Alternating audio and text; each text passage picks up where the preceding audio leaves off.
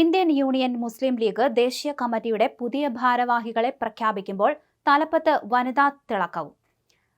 Professor Khader Moideen ദേശീയ അധ്യക്ഷനായും PK. Kunhalikutty general സെക്രട്ടറിയായും തുടരും. പി.വി. അബ്ദുൾ വഹാബ് എം.പിയാണ് ട്രഷറർ.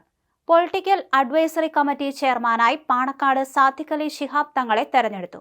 മുസ്ലിം ലീഗിന്റെ ചരിത്രത്തിലാദ്യമായി 2 വനിതകൾ ദേശീയ ഭാരവാഹിത്വത്തിലെത്തി. വനിതാ ലീഗ് ദേശീയ പ്രസിഡന്റായിരുന്ന ചെന്നൈയിൽ നിന്നുള്ള ഫാത്തിമ മുസഫറും വനിതാ ലീഗ് ദേശീയ സെക്രട്ടറിയായിരുന്ന വയനാട് നിന്നുള്ള ജയന്തി രാജനുമാണ് വനിതാ ഭാരവാഹികൾ. ഇരുവരെയും അസിസ്റ്റന്റ് സെക്രട്ടറിയായി തെരഞ്ഞെടുത്തിട്ടുണ്ട്. ഇ.ടി. മുഹമ്മദ് ബഷീർ എം.പി, അതുപോലെ MP. Abdul Samad Samadani MP, vice president KPA. Majeed MLA Kerala, M. Abdurahman മുൻ MP Tamil Nadu, Siraj Ibrahim Sait Karnataka, Dasthageer Ibrahim Agra Karnataka, S. Naeem Akhtar Bihar, Kausar Hayath Khan UP, K. Zainul Abideen Kerala എന്നിവരാണ് വൈസ് പ്രസിഡന്റുമാർ.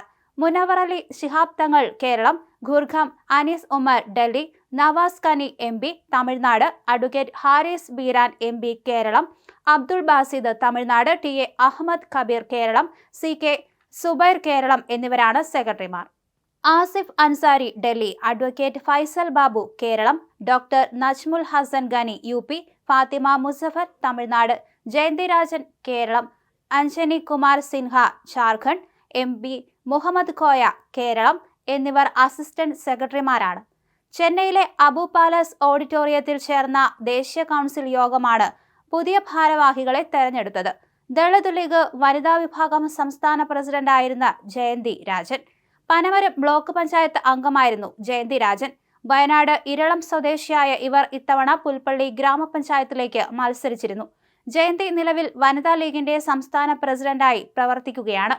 ദളിത് വിഭാഗത്തിൽ നിന്നുള്ള വനിതാ നേതാവെന്ന രീതിയിൽ ലീഗിന്റെ പ്രവർത്തനങ്ങളിൽ ജയന്തി സജീവമാണ്. നേരത്തെ ചേലക്കര നിയമസഭാ സീറ്റ് ലീഗിന് കിട്ടുകയാണെങ്കിൽ അവിടെ മത്സരിപ്പിക്കാൻ പാർട്ടി ജയന്തിയെ പരിഗണിച്ചിരുന്നു.